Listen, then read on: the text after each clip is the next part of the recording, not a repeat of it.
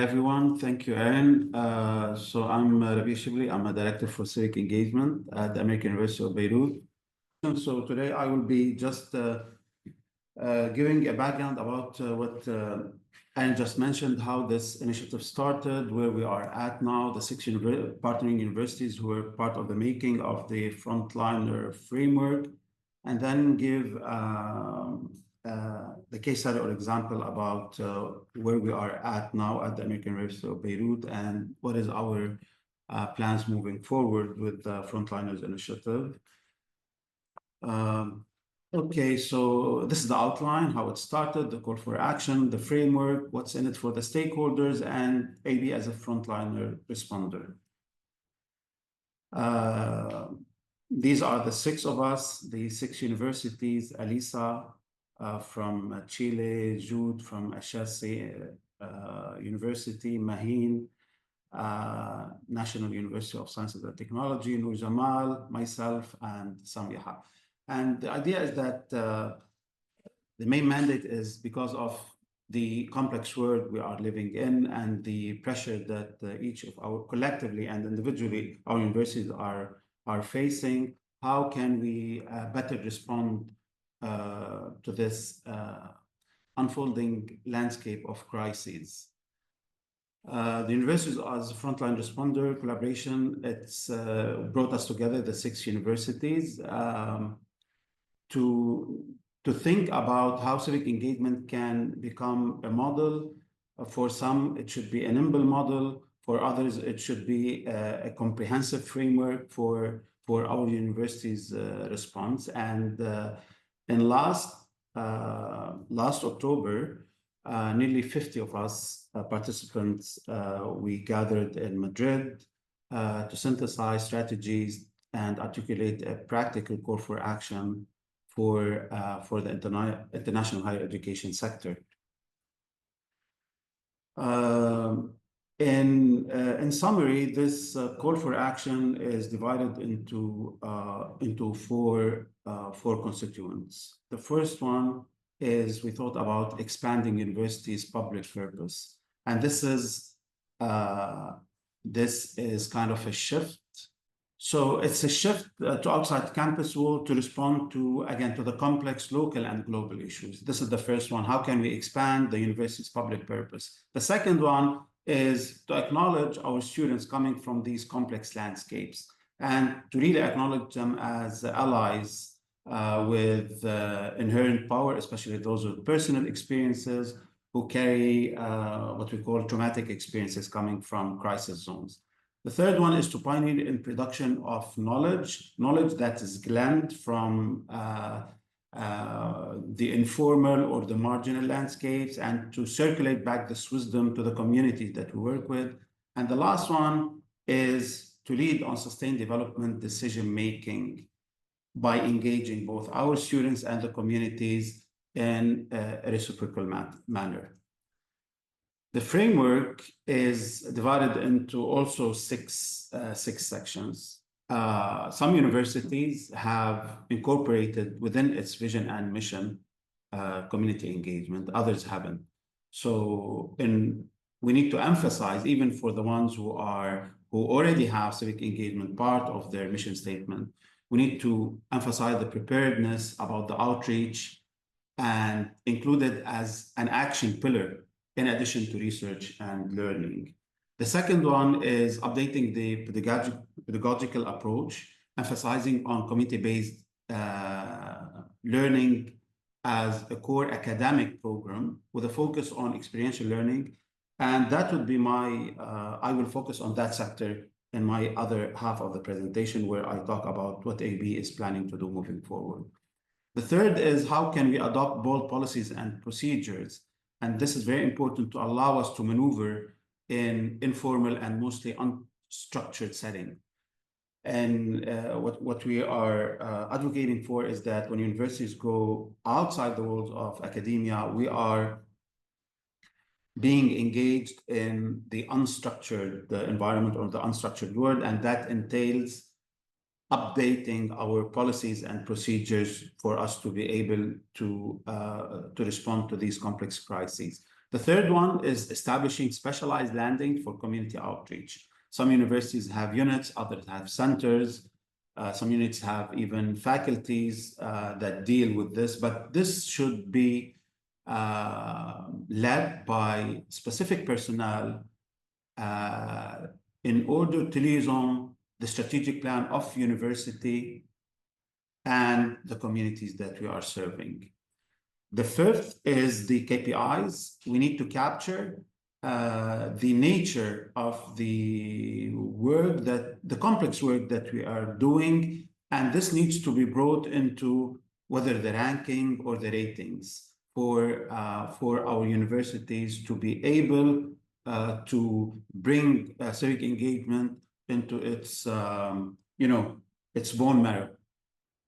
And the last one is how can we harness partnerships with community partners, and what is the nature of what we call the community sensitive partners. So this is the framework that we set, and that was in our white paper that was issued after our last meeting in Madrid.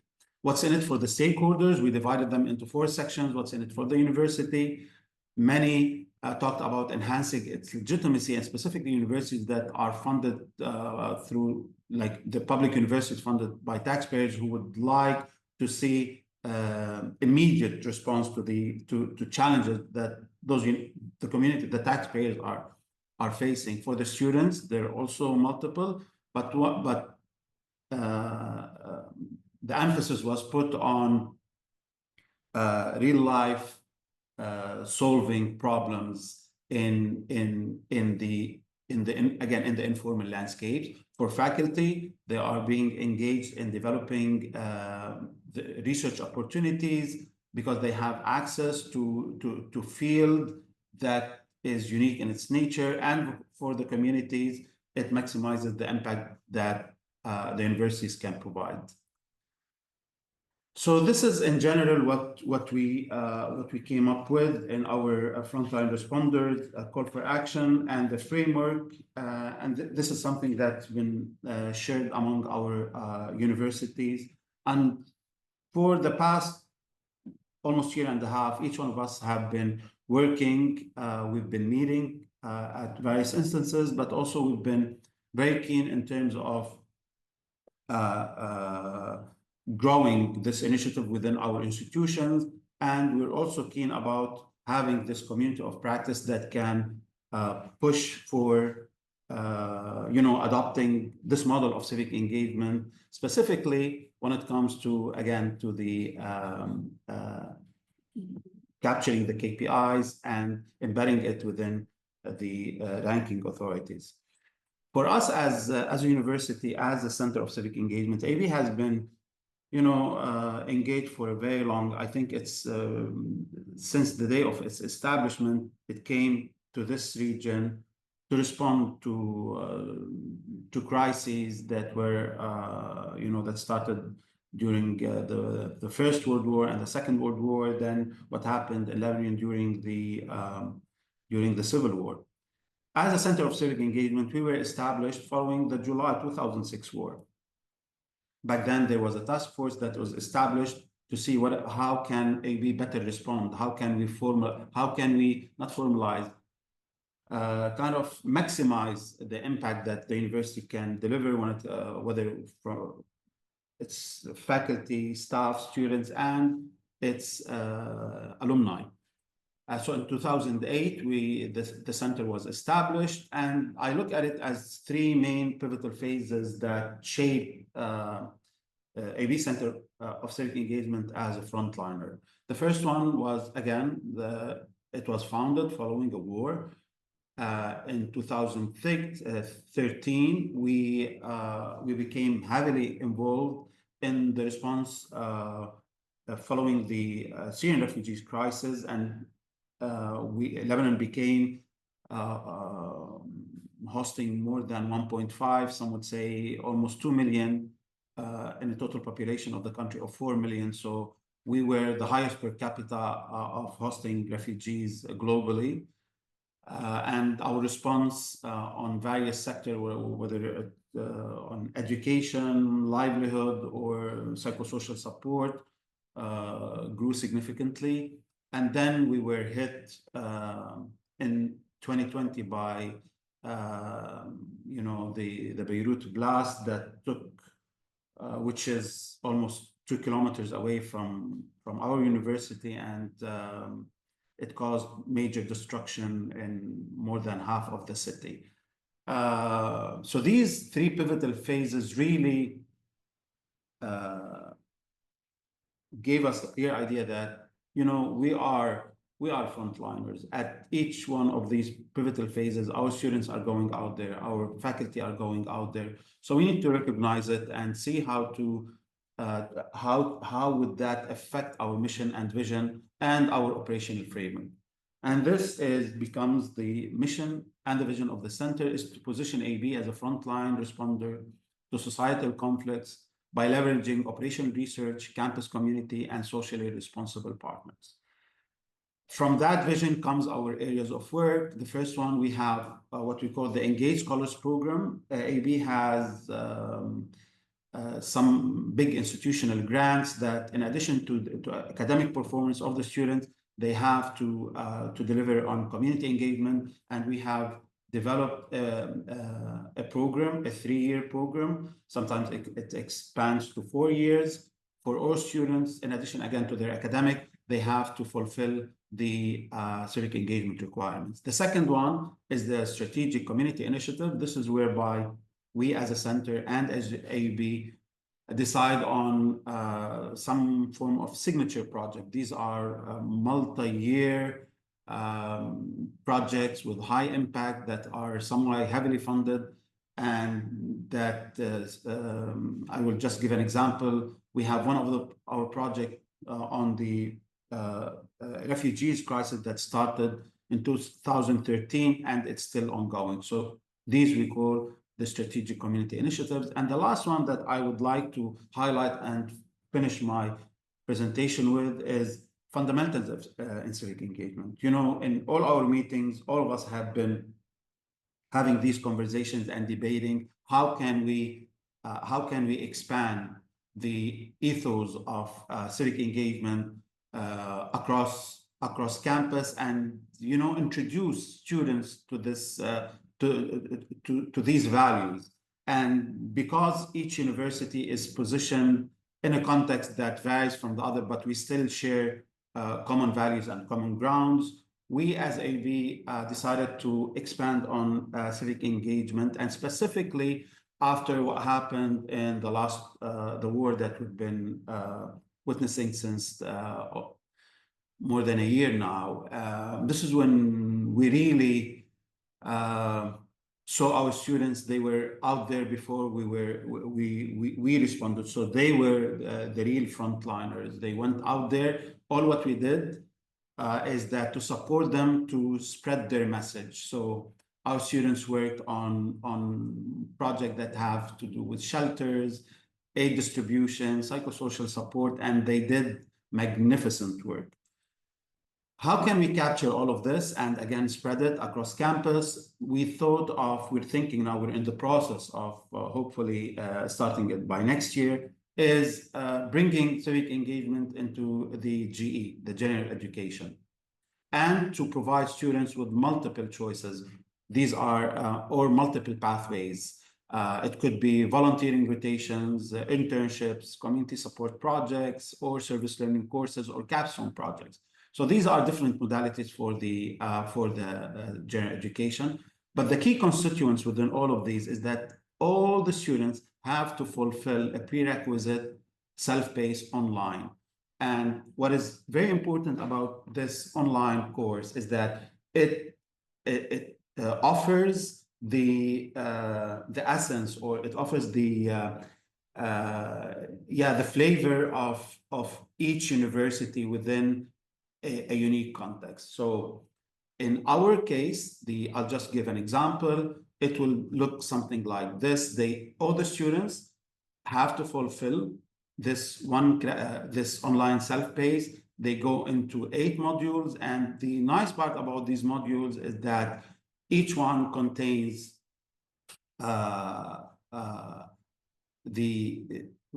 fundamentals, which is developed by an IB professor. They can go through it. Why civic engagement? Why does it matter? Then they have to go through the multiple choice questions, but then they will be followed by field reports. And these field reports acknowledge the amazing work that our students have been doing. They are divided into 4 sections, from the global to the national, to the local, to the pilot, because these students implement their projects. Then we share the visuals, the video. So it's a very hot that showcase what the students have done. And thank you. That's my presentation. Sorry, the video, I skipped part of the video, but the whole idea about again the general education course is that there's a heavy section on the theory and the fundamentals, but most importantly is students inspiring students. So these are students, we are recognizing the work. The work will be developed and updated on an annual basis. So anyone, whether it's individual or teamwork, will be harnessing this knowledge, putting it on the part of the online and sharing it with other students. By this, AB will be presenting its, let's say, its common landing of how do we define civic engagement. And again, this is work in progress. Maybe by next year, it will grow further. We will add more components into it. And this will be I would say, our first institutional effort to bring civic engagement across campus and offer it to all of the students. Thank you. And now I think we will move to Samia. Thank you, Rabi. Let me try to share my screen.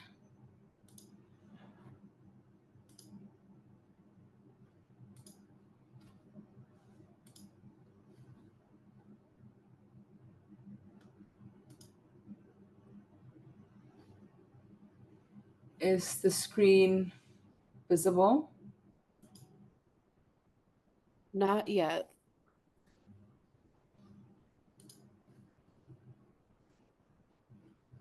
Okay, I don't know if I'm doing this right, so I will just, am I visible? You are. Yeah, we can see.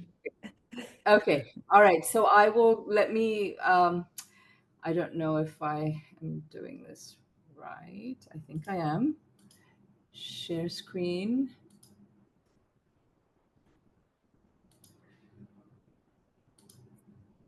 Samia, do you want me to try to share my screen and then you can just... Sure. If you share your PowerPoint or with Caitlin? Sure.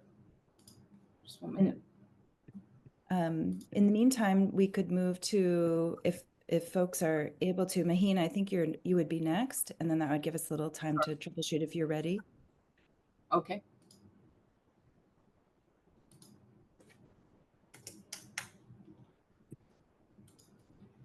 Yeah, I'll go ahead. I'll just... Okay. And Samia, in the meantime, Samia, share your PowerPoint. We can troubleshoot. Doing it. Yeah.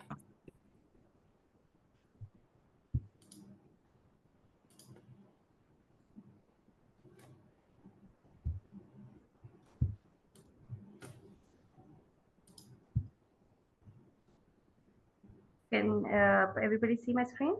Yeah. It's coming. It just took a little bit earlier, so I think it just takes a second. We love technology and we hate technology all at the same time. There it is. Okay, great. Okay, so I'll just, I think, yeah, it's slowing down everything. Slideshow, I'll just open up the slideshow.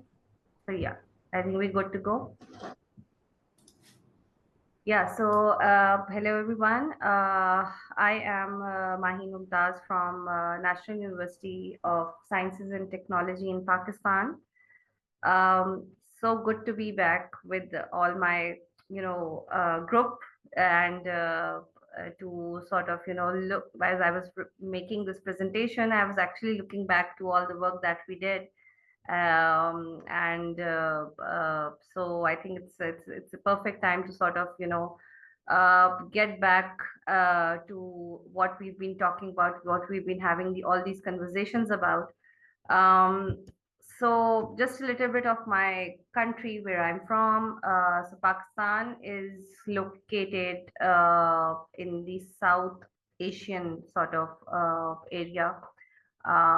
We have a extremely strategic location, and we share borders with lots of countries, including Bangladesh, including Afghanistan, Iran, India. So these are, having these access to lots of, mountainous regions, and to having a lot of um, rivers, and that's how it becomes a very strategic place to have. So we have lots of snow-capped mountains. We've got dry mountains as well, which is the sort of a northern area of Pakistan, and flows lots of rivers, and then we have deserts also, which we share with India also. So because of this strategic location, we have a lot of military intervention throughout our borders and throughout our history of the country. So right now, what we've been going through, and for the past 3-4 years, if I might say so, the country is going towards very drastic a, you know problems and issues, and a variety of issues have been taking in place. And it's not just, I won't say it would be it's only focusing on our country, but it's definitely, I think the world is going through that past what we've been seeing the whole for a few years, what we've been seeing this, and especially in the past 2 years, what we've been seeing this. So the country is going through an economic crisis. There's rising inflation. There is a lot of political democracies being interventions, and democracies being challenged.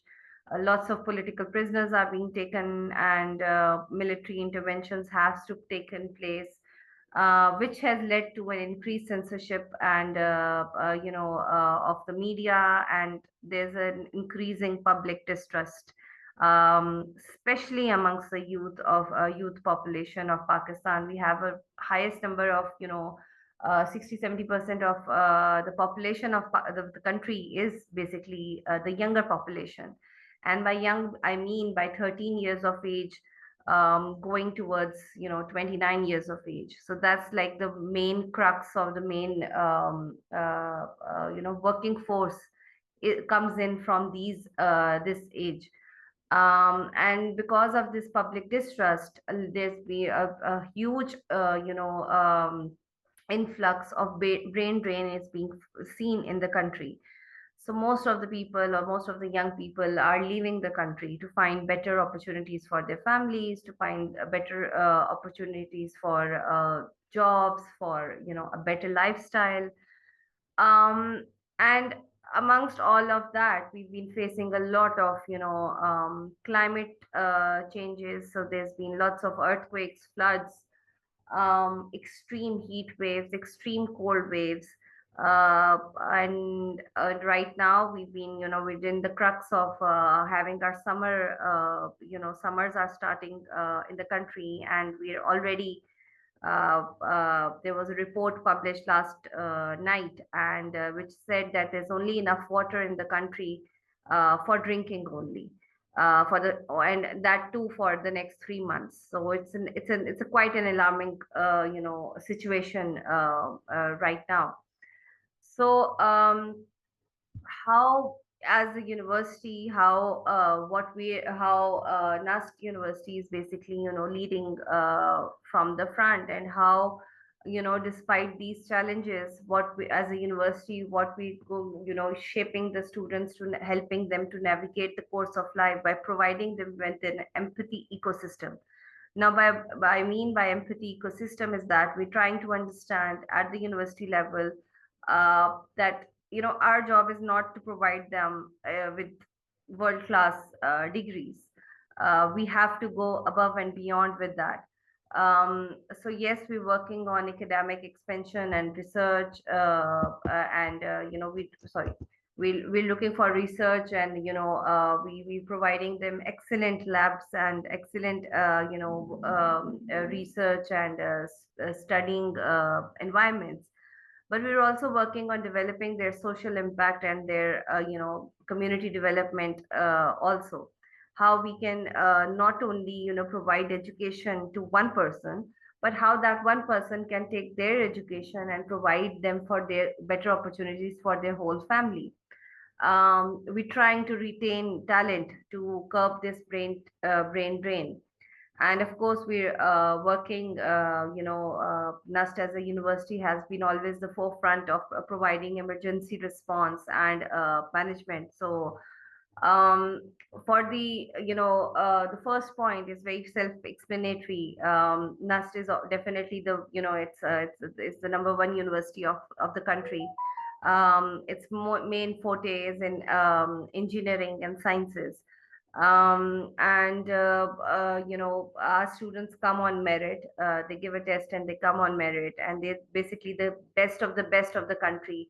They're the cream of the top of the country, who come in the university to get a world class education. So they have all the facilities to help them develop, in better better educators and working for the betterment of the society. So for the social impact and community development, we have a very strong, as Rabi showed, the ethos of our conversations and of our white paper, to have such a thing in their in your own mission statement as a university, in your own vision statement as a university, that actually drives not only the top authority of the university, the rectors, the pro-rectors, and the chancellors and vice chancellors, but it creeps down to the faculty, to the staff members, to the employees, and then again the students are also part of that ecosystem. So as a university, we have this to volunteer, to provide community service, to be empathetic. We have this as part of our own mission statement and our vision statement. So when a young person is actually coming to the university, he is right at the first year, he's being given these opportunities to volunteer.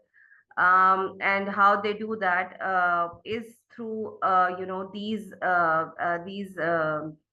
platforms, which as a university they're providing. And I'm actually looking after all these areas. So we have a very dedicated community services club. This is the largest club of the university. We've got about like 42 to 43, 45 societies in the university, ranging from dramatics club, and there's a trek paragliding club and things like that. They're all fun and games things. But what's the most heartwarming thing is when I received the highest number of registrations for community service club, where the students even know that they're not they're not going to have all the fun and games as compared to other societies, but they're going to come here to actually volunteer, to work for the community, and to be empathetic leaders. Now this club is basically completely run by the students. I have full charge of the club, and they try to run this as a unit. So there's a president, there's a general secretary, there's a treasurer, there's a press secretary. So they have their own sort of levels, and they've given charge of leading this whole club, and they have a number of activities that they do, and they're all doing it like for the community, and they're just volunteering for it. So they're not looking for that they're not looking for any recognition or anything. They're doing it out of empathy. So what we're doing, trying to do at the as a university, we're trying to build that empathy in them. We have a number of activities, and whenever there's been a crisis in the country, or even a crisis outside the country, where they feel, that as a, because Pakistan is a Muslim country, so as a sort of a, as a Muslim country, we sort of try to stay together with our, our brotherhood. So when, for example, a couple, I think 2 years back, there was a earthquake in Turkey and Syria, which hit Turkey and Syria line. So the students sort of, clubbed together, and they tried to send medicines, and they've raised funds. Now we're seeing the Palestine issue as well, so we're doing that as well. We're trying to, help reach out to universities, and we're trying to reach out to NGOs who are working over there. So we're helping over there. So I'll share a sort of a case study also in the next slide, about how the university and how particularly students and staff members and faculty members try to, be leading by example as a frontline responder. Then obviously we have a 2 credit hour. It's a mandatory service learning course. NUST used to have this course, and that was the only first university in Pakistan who used to have this course as part of their curriculum for bachelors. And just a year back, our sort of education governing body has also realized the importance of having this course in the curriculum, whether it's a social sciences or medical degree or a engineering degree. You're belonging to any field.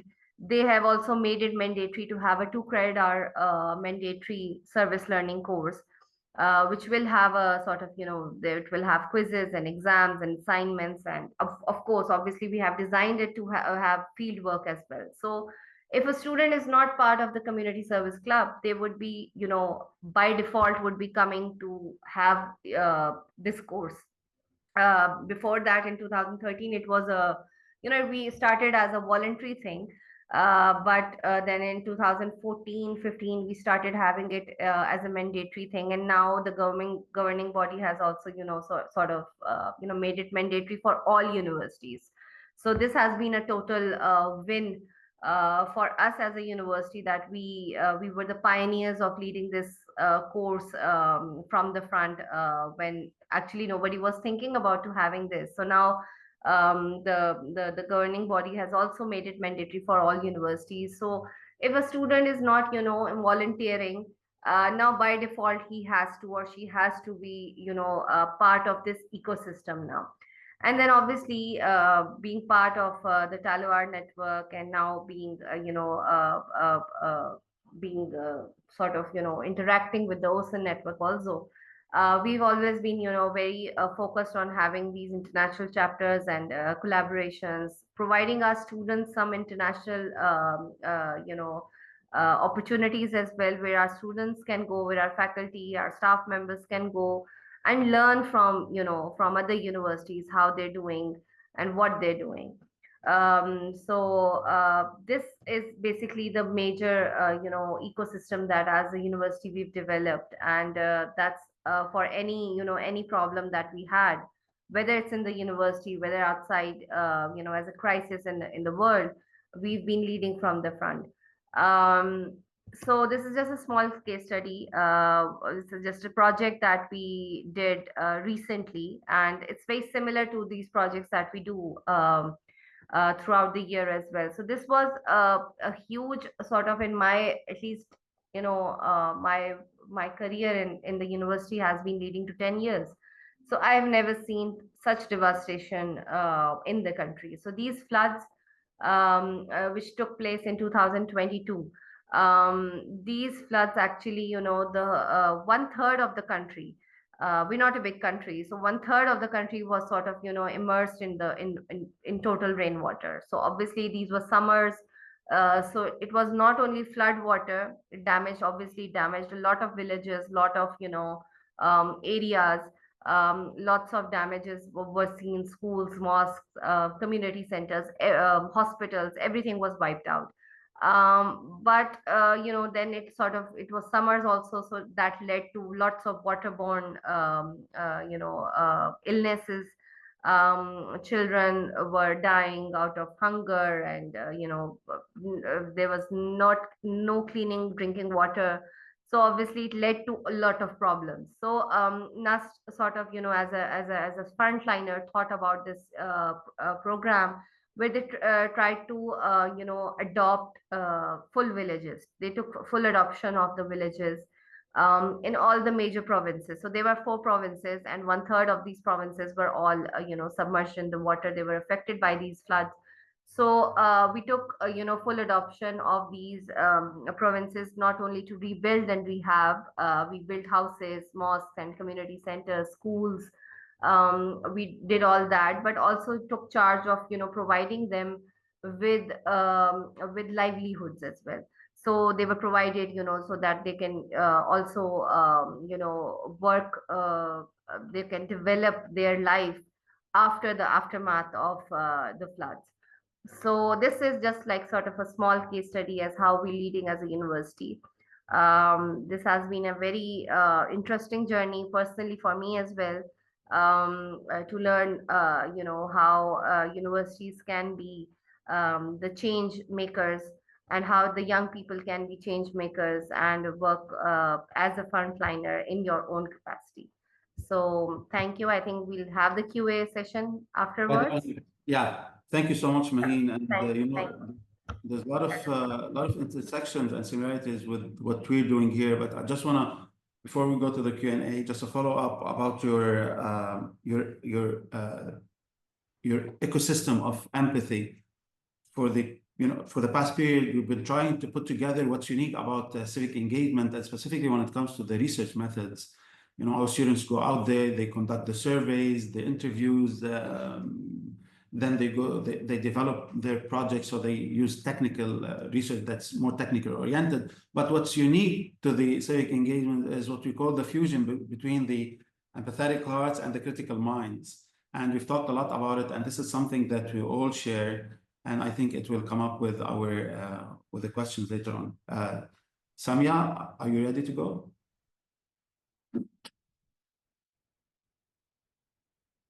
We can't hear you. Unmute and share the screen. I am pulling it up, and I think we are ready to go. So hopefully.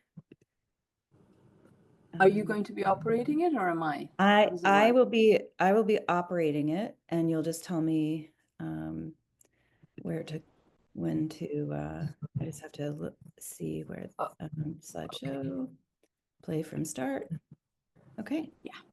So you just tell me when to move the screen. Okay, you can move it to the next one. So as Rabi has presented, hello everybody, I'm Samia Haq from BRAC University in Bangladesh.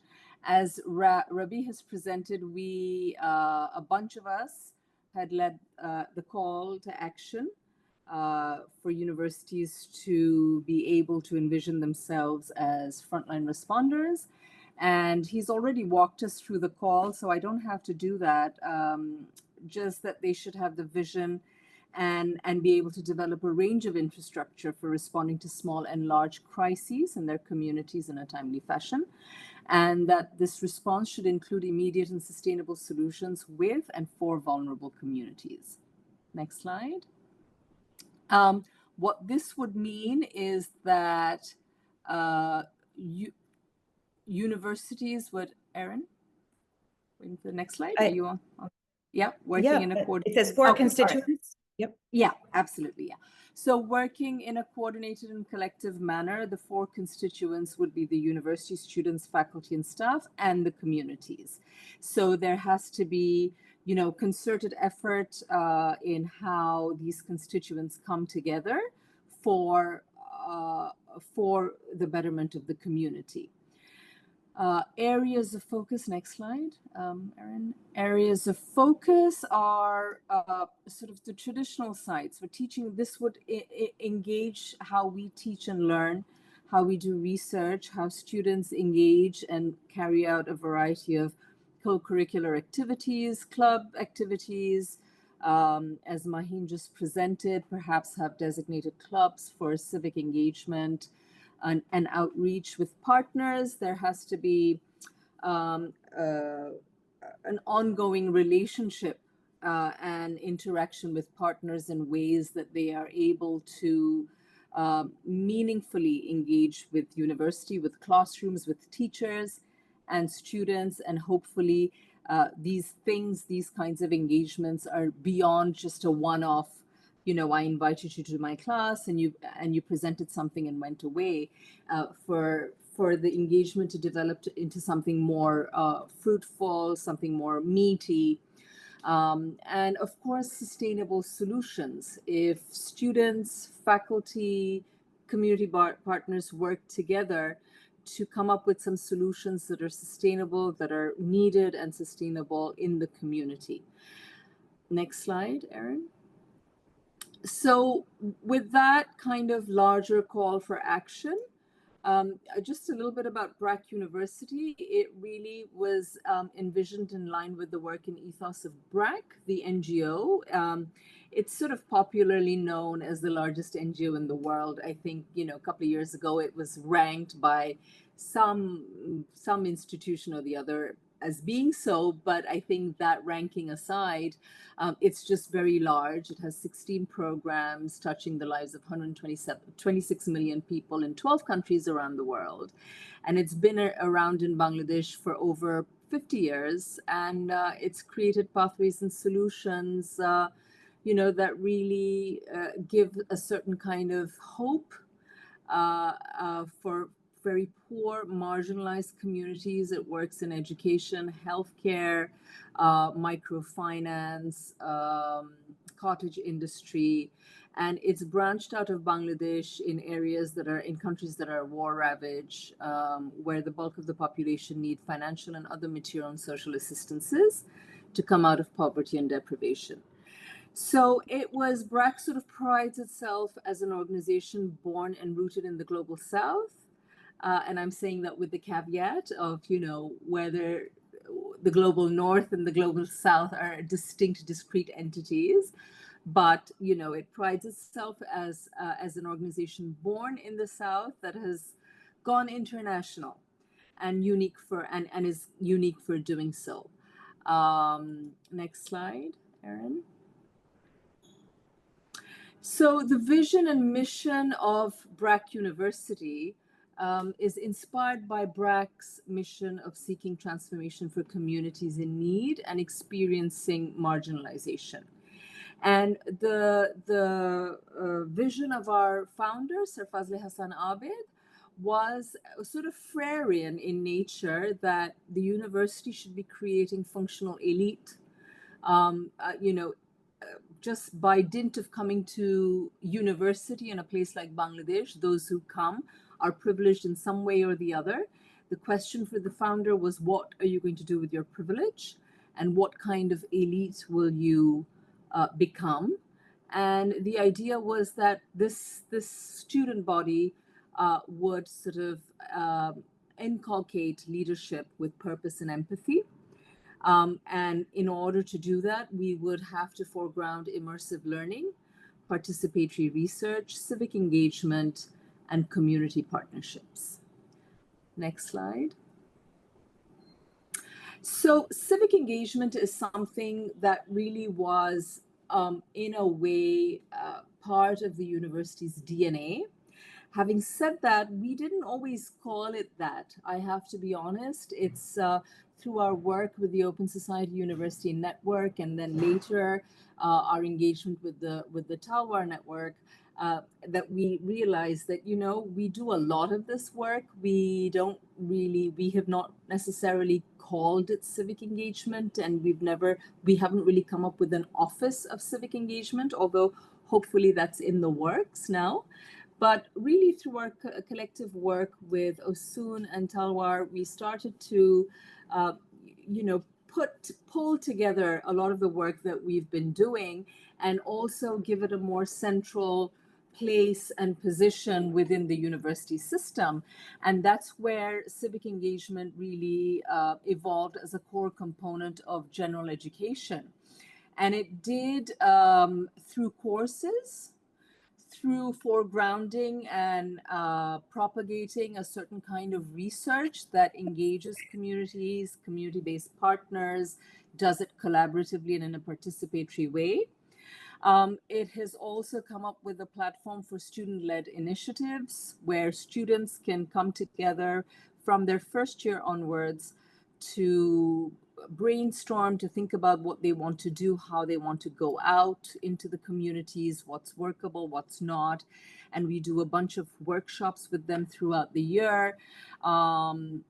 We plug this activity into certain kinds of courses on civic engagement, on leadership, and try to create sort of a circle by which students are able to have a fuller experience of what it means to be civically engaged as a student. And of course, we are in the process of coming up with a mandatory course where every student takes a course on community action, engagement that brings in community-based partners to think about solutions. Next slide, Erin. So accolades, we've, while this kind of civic engagement becoming a core part of general education was happening, we also have had other parts of the university, especially our postgraduate institutes, that have actually done a lot of teaching for and research for communities and change. And with a lot of club activity, as well as the student-led platforms that we had initiated over the past several years, some of the accolades include global recognition, such as student awards, global fellowship for student leadership, as well as impact ranking. We seem to do well. We've ranked 5th globally for poverty reduction a few times in the last couple of years. So I want to now come to some recent events as we've been working on institutionalizing civic engagement, and from there to think about, okay, we do things that are sustained, we do it in a thoughtful way. We think about what our communities need, but also as frontliners, because we do doing that work also means that being able to jump in during crises, and our students have during floods, during COVID.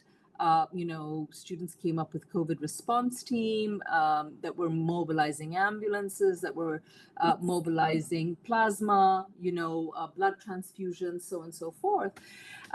So we were sort of thinking about the Frontliner model and how to also have a certain level of institutional preparedness for us to imagine ourselves as a frontliner university.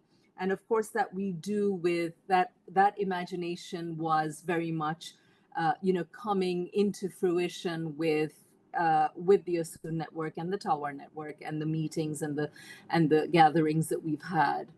So while this is happening, last July, we had a movement to topple the regime, a dictatorial regime that had been in power for 16 years.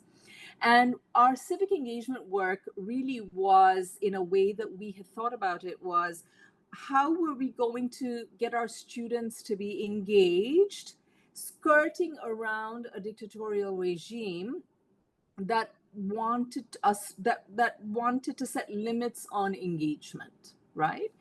And so we actually found a comfortable place in calling us engaged and civically engaged. And of course, as an institution and as academics, we promoted democratic rights, whether the government believed that or not, but we said that we did. So the July movement was, it was a public university students movement against a quota system to enter the civil service. And the government had reacted very, very brutally, killing some public university students in different parts of Bangladesh. And our students actually jumped in, although not many of our students are from the category that they would want to enter the public services, would contest for those jobs. But they jumped in, and we felt pleased, because I think the empathy and the desire to chart a future for the collective good is something that we believe had sunk in. And we were proud, and we stood by them as they took to the streets. On the 16th of July, I wish I had shared some images, but I didn't. But on the 16th of July, our campus had turned into a complete war zone with helicopters, government helicopter, military helicopters flying over our heads. We were worried if they were going to shoot bullets. It really was chaos. The government had closed all universities down, but we opened our gates. We let students come in. We gave them shelter. We gave them water. I think our medical center served a couple of thousands of students that day. And I think if the government had not been ousted, we probably would have been in a lot of trouble. But, that's that. And BRAC University is really considered to be the university that took up this movement after it had died down elsewhere, because the government had clamped down very heavily in other campuses. So this was a student-led movement that we thought as, wow, this is a moment to celebrate how we have wanted our students to be civically engaged and moving on to something bigger and better, and hopefully being engaged and feeling like they have a sense of belonging and charting that future that they want for themselves. And this, of course, this setting is probably very different from the US, or perhaps not even right now, but,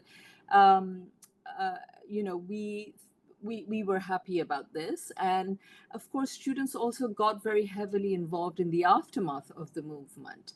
They were cleaning the streets. There was a lot of vandalism that had happened. So they went and cleaned up the parliament. The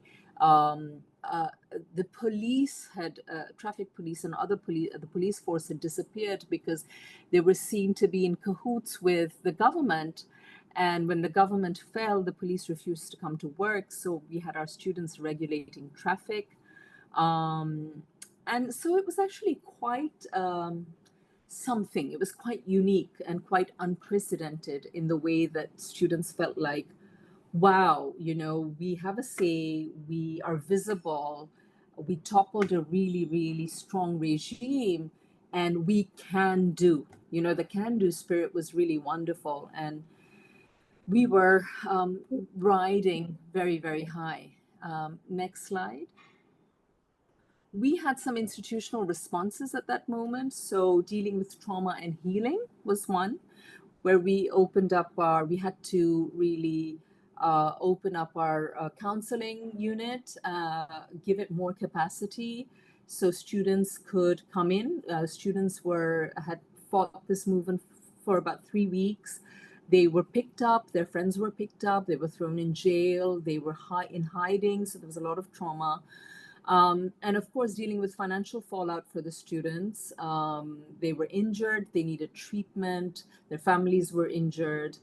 And also dealing with institutionalizing this experience, that if we want to enshrine this, and there was a call for that if we want to enshrine this experience and give it an institutional place and institutional memory, that we should, because it really was heroic. And it was a watershed moment for the history of Bangladesh, actually, and our university had played a leading role. Next slide, please. So this really brings us to the vexed question of how we, did civic engagement in the past. We want students to be engaged, but we want to also set some limits, because student politics has had a particular kind of history in Bangladesh. And while students have been part of every big historical moment, student politics became very violent. And it no longer was about students leading, showing the way for a different kind of political future or a different kind of political culture, but rather students being absorbed by political parties to do their work. And that was not always savory. So as a result of that, BRAC University, along with a bunch of other private universities, right from their birth, which is over 20 years now, had said no to student politics. But like I said earlier, our entry was really civic engagement, that you can still be engaged, you can still be active, you can still be working for the community, bringing about change, working collectively, advocating that. But we don't want you to be part or become part of mainstream politics. So now that students were sort of in that very big mainstream political space, with a certain kind of reconfiguration of political parties going on, what do we do with this engagement, this new kind of civic/political engagement? And some students who want to remain political and also bring that agenda to demand change in and outside of the university, how do we set the limits so that it remains healthy, it remains robust, it remains deliberative, it doesn't become authoritarian, it doesn't become one party or one group annihilating the other, because we were seeing some sort of embers of that emerging as well. So what should be the parameters by which students remain politically active and engaged? And what is the role of the state to help draw these boundaries so that universities can continue to mold functional elite? And what is a healthy culture for student political engagement? And also, where is the role of civic engagement and coming back to the classroom and coming back to the university and owning it in a way that you can still own a vision for the country at large. Next slide. So the ongoing changes and challenges really involve a political environment, what the limits and potential for student engagement is, what ongoing learning should entail, what should institutional preparedness be? Because our political climate is not, as you can imagine, the ousting of a 16-year-old dictatorial regime. We've really gone back. It's almost like a post-revolutionary moment. We've gone back to the drawing board. So some things are good and moving in the right direction. Some things are in a state of turmoil. There's a lot of debate every day. So how do we take stock as an institution? How do we enshrine the memory of what's happened and remain a neutral place that can still be objective, empathetic, objective, and critical?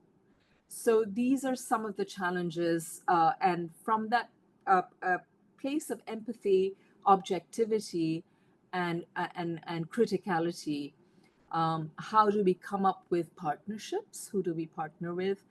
And how do we form a regulatory framework without the kind of oppressive connotations of regulation to chart our work around civic engagement and political participation? Thank you. Thank you, Samia. Actually, you've asked yourself all the questions that I had for you, and I think also from us as the audience. But just to go back to, when we were in Madrid discussing the role of the different universities when it comes to adopting these bold policies and procedures. And what you just mentioned, that we need to have institutional preparedness in order to separate mainstream politics from students' right to protest. But your university, in this specific case, you did, as a university, you did support the students. So do you reflect on that and try to either keep the parameters elastic, or would it somehow be reflected in these bold policies or procedures?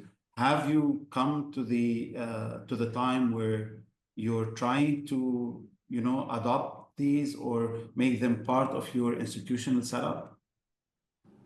No, I think we're still at the Samia, last. sorry, before you answer, I want to make sure that we just leave enough time because Juju's also going to present. So just maybe, yeah. Let's keep the answer till the till after.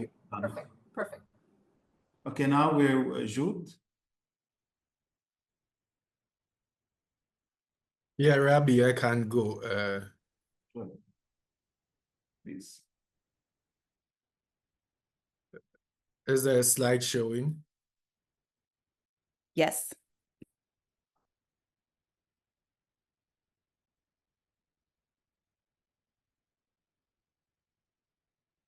Rabbi, I mean, thankfully, I have just a single slide to go through. I expect to finish this quite quickly, then we can hear from maybe our audience and respond to some questions. So my name is Jude Akwa. I work with Ashesi University in Ghana in West Africa. For us, civic engagement is also a core part of what we do as a university. And the universities as Frontline Responders presents an opportunity for us to deepen that work that we do. A lot of the work that we do here is really driven by, I would say, the reality on our continent. So let me minimize this.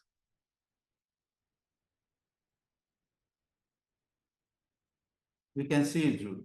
You can see it. Okay, good. So the reality on our continent, and the reality is that if you look at the 4 pictures I have there, what in the top left quadrant is essentially a map of people living in extreme poverty across the world. And if you see that, if you look at that map, where this is most endemic is the African continent. And the red indicates those areas where extreme poverty is rising. Yellow is where the country is off track to eliminate extreme poverty. And you can see the situation on the African continent. So that's the reality that informs a lot of the work that we do. In fact, if you want to look at some numbers, I think in 2018, Nigeria overtook India as a country with the highest number of people living in extreme poverty. And it's interesting because Nigeria's population is barely 1/6 or even 1/7 of India's population. So it speaks to the depth of the problem that we are dealing with. Another interesting statistic is that there are about 10 or 12 million young people that enter the job market every year in Africa. Only barely 3 million people get decent jobs or are employed formally. So for the rest of the 8 to 9 million people, they don't get jobs or they are employed informally, which means that they are not guaranteed basic living wages. They can't, they don't have any government or state-backed pensions. They don't have paid leave and that kind of thing. Here again, in Nigeria alone, 3.5 million young people join the workforce. And I use Nigeria because it's by population, the largest country on the continent. And this reality is what is feeding a lot of the irregular migration that you see. A lot of young Africans cross the Sahara Desert and try to cross the Mediterranean to make it to Europe. Last year alone, over 2,000 people died in the Mediterranean Sea trying to cross over to Europe for better economic opportunities. But another reality that we are dealing with in Ghana, for example, is the image you see on your top right corner. And we call this galamsey. It's artisanal, illegal mining, and it tends to pollute a lot. State agencies speculate that there are about 1 million young people directly involved in galamsey, this illegal artisanal small-scale mining, which is very dangerous. And about 4.5 million people depend on these 1 million people who are involved in artisanal, illegal, small-scale mining for their livelihood. So it's this is just an illustration of the difficulties or the challenges that countries across the continent are dealing with. Now, for us, the university in Africa represents, yes, you do your traditional teaching and research, but it also represents a very important cultural, financial, economic, and social investments. And so amidst these challenges, we need to do far more. And so we ask ourselves, what can we do as an institution to help address this? A lot of the work that we do is around providing economic opportunities for other people. So instead of somebody going into illegal artisanal small-scale mining, which is extremely risky, exposure to hazardous materials, exposure to being possibly losing your life because there's a mud slide and all those kind of things. What is an alternative, and how do you prepare people for an alternative livelihood? So a lot of the work has been around that. And the bottom two pictures illustrate one student project amidst this. The lady in the picture is Aishatu Abdulrazak. Aishatu comes from a town in central Ghana called Yamfo. Her region is called the Ahafo region. So I grew up close to this area, and it's actually a place where gold mining happens. One of Newmont's biggest mines is in the area, so it's obviously a gold-rich area. But you have people engaging in what we call galamsey. And how do you prepare future young people or young adults to have an alternative instead of going into galamsey? So she ran a technology digital literacy program with an emphasis on robotics in Yamfo for 60 kids. So she got a bit of about a $2,000 grant from us. She went back home, spoke with schools, 3 schools in the area, and then a bunch of junior high school and upper primary kids signed up for this. So she worked with about 100 children for a 3-month period. I think they spent about 56 hours in all doing this. It was about 1.5 hours, 3 meetings a week. And by the end of the day, a lot of these children could program. They had developed a strong interest in STEM, and 60 of them actually were able to complete their curriculum. So, but this didn't happen in a vacuum. The way Ashese is structured, a student like Aishatu would have gone through leadership 1, 2, 3, and 4, which is essentially a leadership seminar series. And it builds your awareness around needs in society and how to respond to them. Should have taken a course like the Foundations of Design and Entrepreneurship, which puts students out there in communities to try and understand problems and experiment with what could be solutions to them. We have a dedicated office where I am, the Student Life and Engagement Office, that supports students who have interest in this to run projects like this. We have made a little bit of financial investment in this. Every year, we spend close to $100,000 supporting student projects like this. Some of them obviously don't succeed, but many others succeed and provide a real impact. But even more importantly, builds the student's capacity as a future leader of impact. And then just Ashese's mission and vision means that we say we want to train ethical entrepreneurial leaders for Africa. So the concept of the university as a civic engaged actor or as a frontline responder, if you want to, is something that is championed from the classroom to staff and faculty officers all the way to the board level. And this is the context within which students like Aisha do the work that they do. So, Rabi, this is a short, quick, simple illustration of how we perceive the university as a frontline responder and some of the work that goes into responding to this. The challenge is how do we now architect a program that allows for you to deliver what, say, Aisha did to say 600,000 children across the country or 600,000 children across West Africa instead of 60. And how do we work with other universities to say, make this happen? What would it entail? So those are some of the questions that we are wrestling with currently. Thank you, Rabi.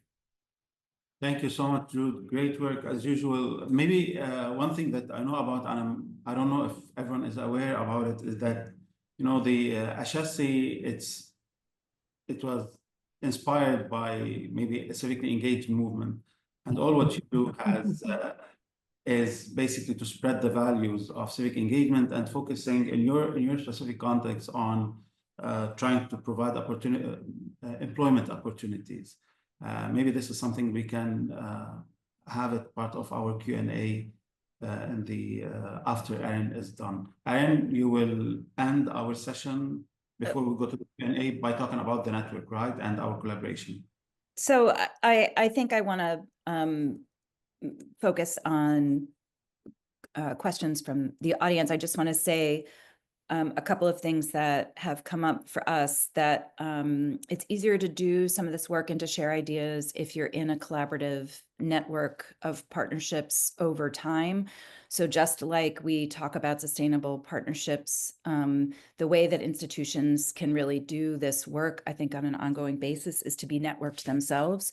And we've seen that being in a network, that networks can be frontline responders, as we've worked with a variety of partners who've experienced extreme political and natural disasters, that the OSIN network and the TELWAR network have both been able to be responsive to this, particularly with the online courses. So students whose access to education might be shut off for a variety of reasons, it allows a space for them to continue doing their work and to do it with students from around the globe. So it's internationalizing the experience. So I would say, we're interested in expanding the power of that network to be responsive on the front line, and to help ourselves explore what it means to be a frontline responding institution in our own environments as well, and to learn and draw from each other's examples. And one of the things I would say that strikes me is the emotional intelligence all of you have touched on around empathy, and then that you all have some kind of infrastructure already in place or developing on campus that links to the academic work of the institution. And so how to develop those structures on our various campuses to link the work so that it's done in such a way that the knowledge and the learning that the students are doing is intricately woven into the work that they're doing outside the classroom. And how to do that and how to develop that, you've all demonstrated that there are lots of different ways to approach it, but that seems to be the two things that that come up. And so as a network, how are we able to learn from each other in order to start to push our own institutions to be doing that kind of thing in a way that makes sense for our individual universities? So Rabi, I'm just going to turn the floor back over to you so that we can answer questions from the audience. Yeah, thank you. And I'm just gonna open up the floor for participants. I'm sure that you have a lot of questions, whether specific for any of us who presented today, or if you have any general remarks. So let's start. I think we have less than 15 minutes.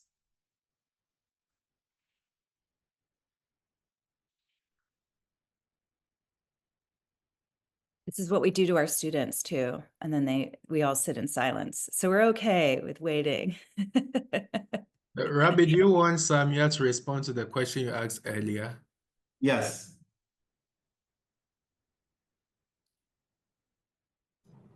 The question was, Rabi, how do we institutionalize these responses, or do we kind of keep it elastic? I think we're still very much at that elastic phase, and we're trying to, so every response is sort of trying to figure out the context, the situation, to be sensitive to demands, to a variety of stakeholders. I don't think we're at a level where we figured out how to institutionalize this, because also our surrounding is sort of in a flux. So. Okay, I have a follow-up question for all of us, whether the six of us who present, or the five of us who presented, or the participants with us who come from different also universities. I think we come together as a group, like one of my colleagues, Sarah, has mentioned. We're a group that's united by crises and trauma. And it's very obvious in, in our presentations when we meet, the terminology we use, the examples, the methods, that there is so many commonalities, and we wholeheartedly believe that a community of practice is very much important so that we can support one another. Where are we at on that level? In our last meeting, one of the main questions was, how can we convince, universities who are not civically engaged at all, and still they are placed in crisis areas, whether it's economic, global warming, wars, whatever, for them to start adopting this method, or sharing or spreading the ethos of what we believe civic engagement should be about. But we try to also to engage the the accreditation and the ranking big institution, and that was our let's say main takeaway. Can we have them take civic engagement as we define it seriously enough for them to capture the complexity of what we're doing? So if we're able to do that as a community of practice, it will really make our life much easier, because it doesn't need anyone to be more convinced that we are facing very similar challenges, and these challenges are exacerbating. If we see what's happening, even it's not just about the global south anymore. What universities in the global north are facing are sometimes much more complex than what we are facing here. So these challenges are common across universities across the globe. So again, going back to the main question, how can we bring in the accreditation and the ranking institutions, key institutions, to the conversation with us? If we need to upgrade or up our game when it comes to community engagement, how can we do it? And how can we create this kind of a channel of, feeding into also their KPIs? For me, that is the most strategic, let's say, roadmap that we as a community of practice should be looking at.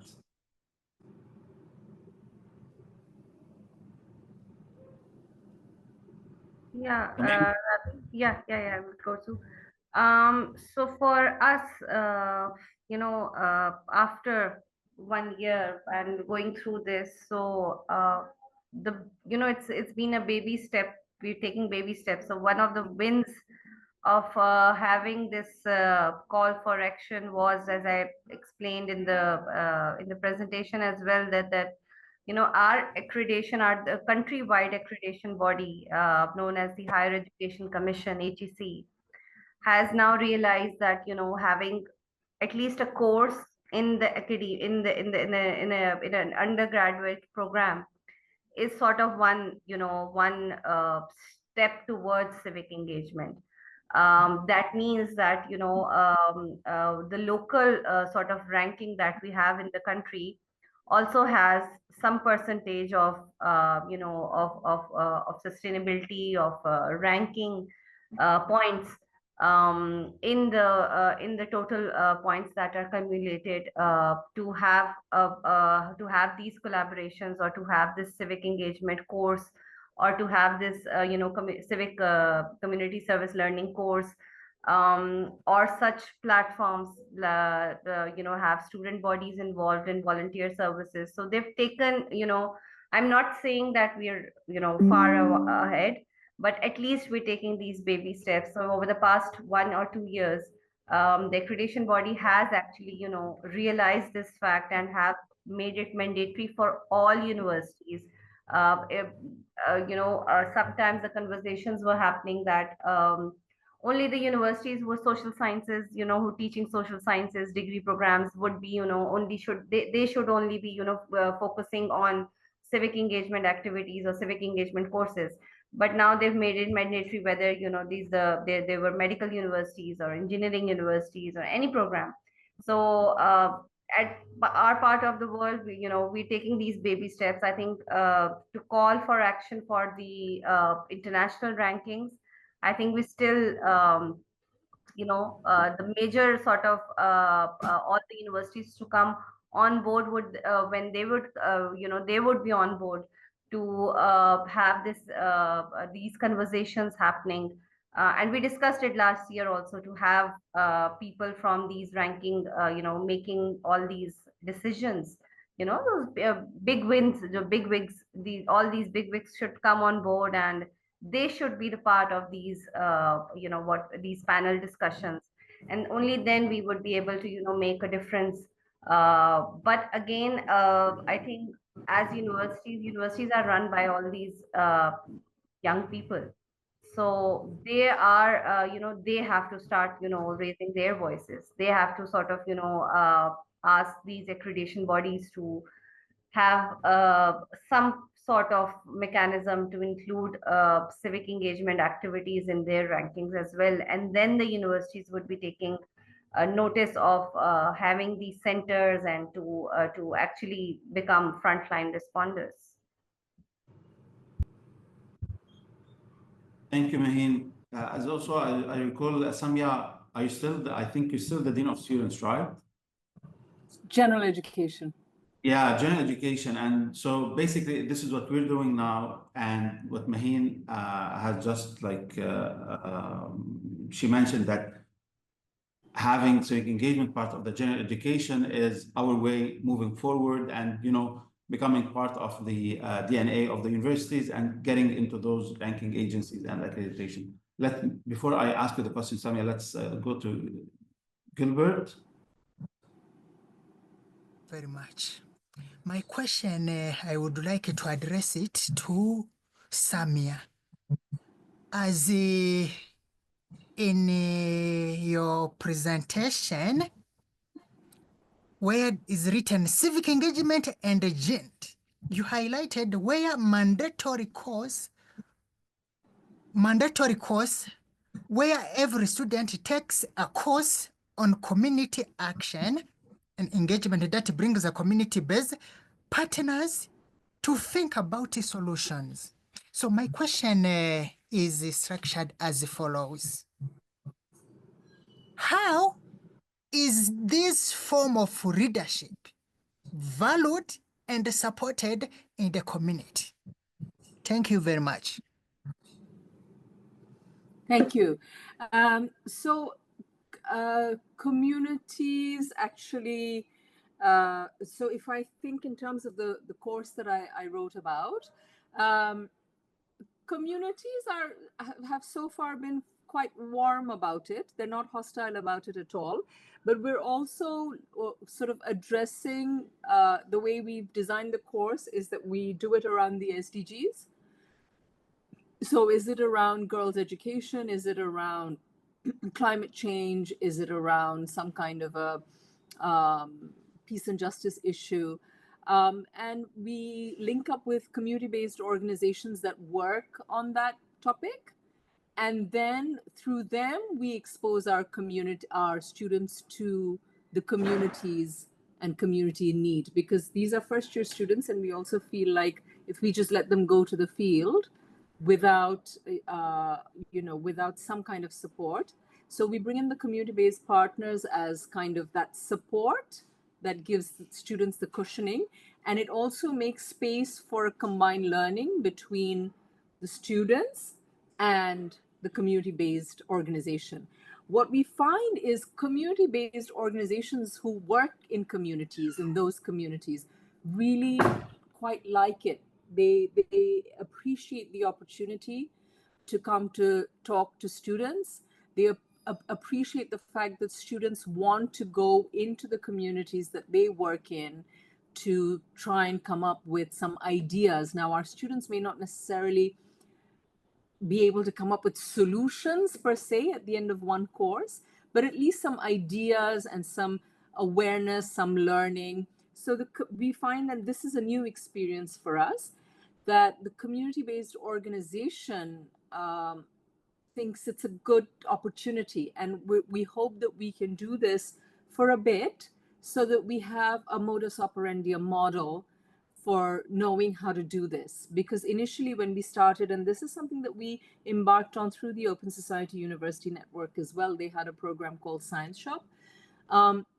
When we started with this about 2-3 years ago, community-based organizations were not sure that this would work, or they'd never done it.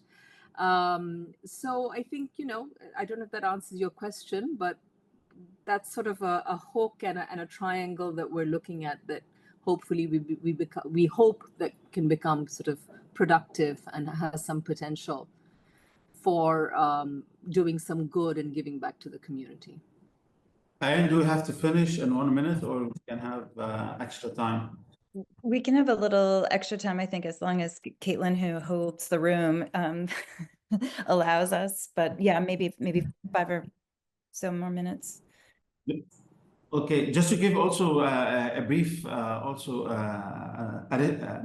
add to what Samia said, going back to Gilbert's question, we have been trying to address the same exact question that we raised, Gilbert, with the many faculty members who are willing or aiming to start developing more service learning courses. And you have multiple departments, and each one, they do things differently than others. So we decided on 3 main criteria when developing the syllabus. First is that your course need to be tackling a challenging issue topic. The second one is that you need to have academically relevant fieldwork. And the third one is that you need to ensure mutuality or reciprocity. So once you are designing your syllabus, you put these 3 factors you embed them in the course.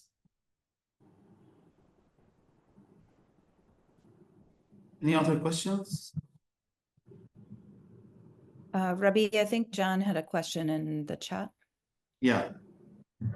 Jonathan, can you read it? Okay, let me go down. Read it. I mean, the question is as follows. It's basically saying I've heard rankings mentioned on multiple occasions, and I will just, as a comment, I'm slightly allergic to rankings because I think they're overly determinative on what universities do and push them towards research rather than civic engagement. So I support expanding that. But my question is this: we're all justifying our existence now, right? There's greater skepticism of universities, and there's a danger, as Samia was implying, about universities as seen as being overly politicized. How do we approach the good work we do in a way that helps justify the existence of universities and our existence within those environments? What is the interface? What do we do to use this beyond rankings to convince people that we as an endeavor are worthy of the support that we think we are?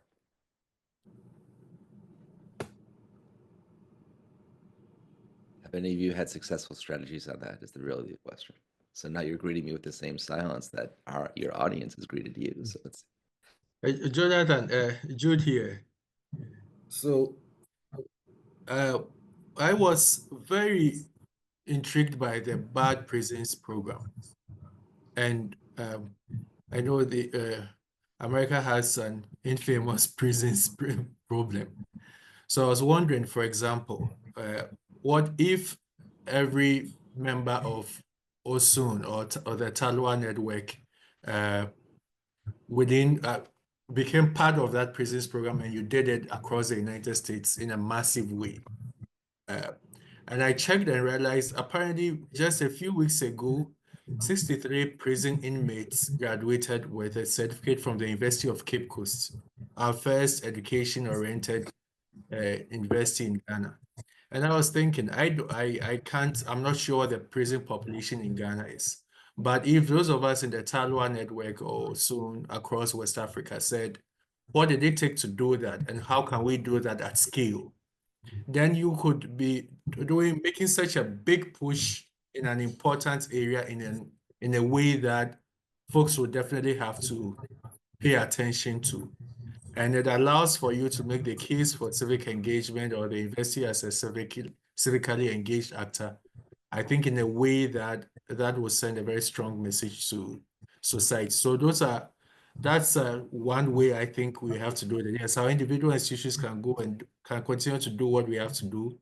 But as a collective, is it about time we started thinking about what cross-cutting theme can we pick and maybe in a year or two make a big push and set a message about how we can leverage the resources of the university to make an impact.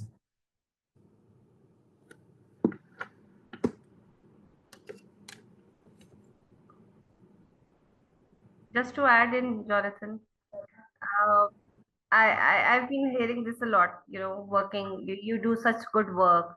Your work, you're actually working for the community. Your students are working for the community. But at the ethos or the reality is that universities work for rankings, unfortunately. It's a sort of a race against ranking.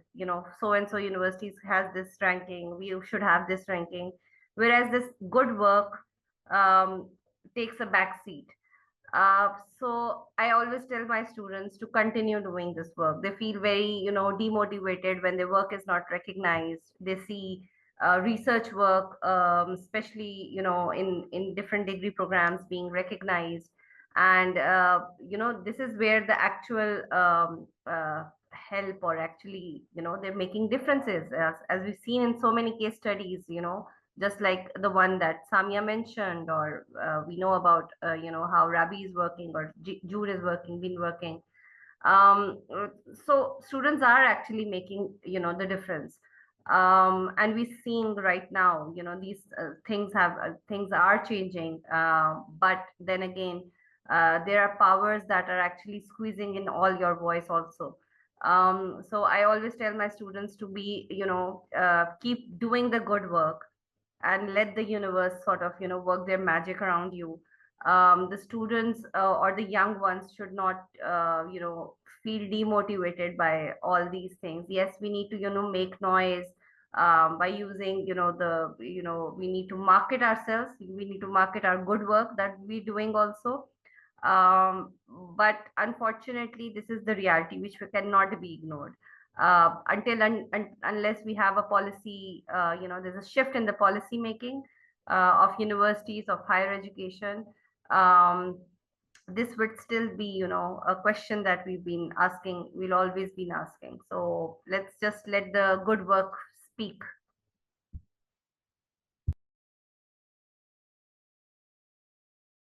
Jonathan, if I can, because this is a very, very interesting and sensitive question. It highly depends on our context and whom are we talking to. But if we are to share common values when it comes to civic engagement, we are talking about, we aim that we address whether they are, whoever the stakeholders are, they should be socially sensitive or responsive. And I think they should also be sharing our, let's say, liberal values, non-authoritarian. So we need to, I think, agree on the common denominators that unite our conversation with whoever, whether it's public or private sector. So if we agree on that, then we can go into to get, as Anne always mentioned, that take the deep dive and showcase the amazing work that is being produced by our students. It's civic engagement, the way all of us are doing it, it's by all means life-changing experience for the students. Whether the ones who are, it's helping them if they want to continue their education, it's changing their mindset in any employment they end up dealing with, or the ones who are moving into the public sectors, the ones who are working in development or humanitarian agencies. It's definitely giving them not just the skills, the mindset, and really the values that they need to have to be able to respond to these complex crises. So our conversation, we need to at first decide, do we even open up a conversation with authoritarian regimes? No. Do we need to open up a conversation with even donors who don't have any sensitivity to community or civic engagement? Definitely not. Can we have others who are out there and need some convincing, to start understanding better what does civic engagement mean? And, it's not just about feeding cats on campus. Civic engagement is much deeper than that. I think, yes, this is a conversation that we can easily have with a lot of people who are out there and who are really looking forward to be to engage in meaningful change. So I think all of us have a fascinating track record in our universities, what our students have been doing for the past years and decades. I believe in the community of practice collectively through networks, whether it's Awesome, Telwar, combined all of us together, and really now, just I don't want to be taking time from others, but when we first met maybe 3 or 4 years ago, even our definitions for civic engagement, there were a lot of similarities, but the spectrum was very wide. With the first meeting, the second meeting, the second year, the third year, it became much more focused and condensed. And I think, yes, we have, again, very strong argument that we can harness much more advocates to support our work.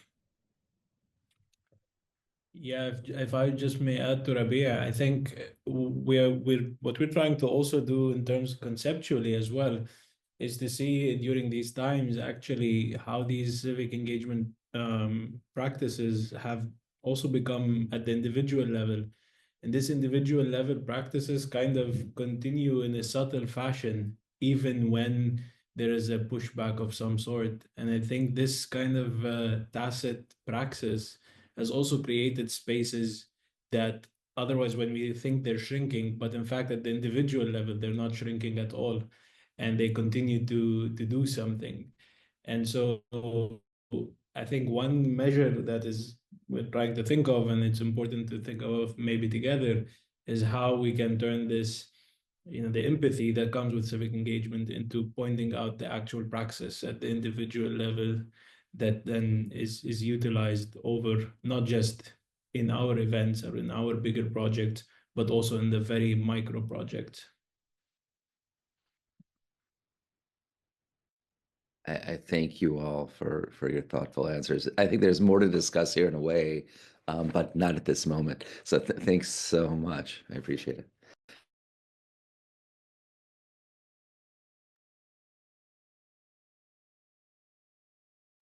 I think we're way over time. So do we have any last question, or should we wrap up the session? Aaron wrapping up the session for us. I think we should. I think we might want to wrap up. I did share that we have one of the things that we're trying to do is create these communities of practice and the linkages across the world. I think that the transnational effort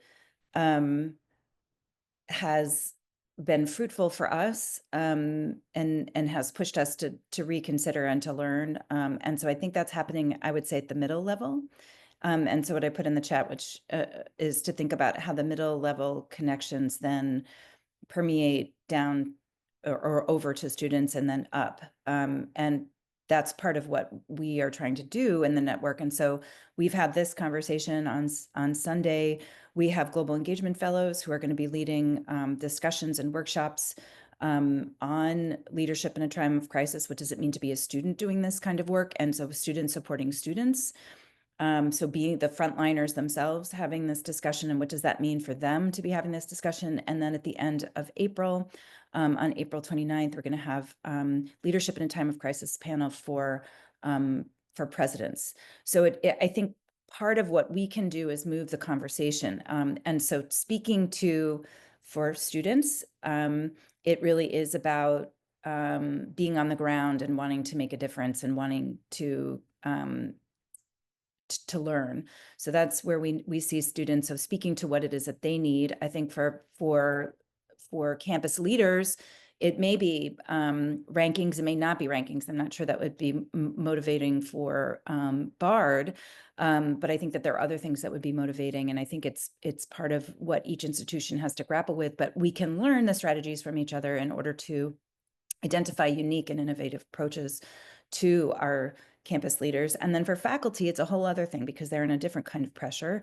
And so what is it that civic engagement can bring to them? So it's sort of our level of conversation has been about how do we support each one of those parts of our communities to move the needle at our universities. And then we, this semester, are having a staff certificate in civic engagement. Some of the folks are here, and they're sort of thinking about how do we amplify the impact of the staff being able to be connected across the university so that we have allies across campus where civic engagement also becomes part of the, either part of someone's portfolio in the different offices, or can speak to the impact that civic engagement is having in rooms where we are not. And so I think that's another level of conversation that we haven't been having. And so it's sort of like, how do we develop a movement? And I think we need to understand better what each part of our community needs, and then develop the arguments and present and have the evidence there for each aspect of what is needed in the conversation. So I really appreciate, I think we saw a lot of that here. And there's a lot of models. We're going to continue the conversation moving forward and continuing this work, because unfortunately, it seems that this work is even more needed than it was when we first started having the conversation 2 years ago. And so we will continue moving the call to action forward, and we hope that you will too. So thank you, everybody. Thank you to our working group and our panelists. And if you have any additional questions or want to be connected, you can reach everyone here through various means, but you can reach out to me directly if you want to get connected to some of our efforts. And I want to just thank everybody today for the amazing discussion. Thank you. Thank you, everyone. Great session. Thank you. Thank you too. Thank you.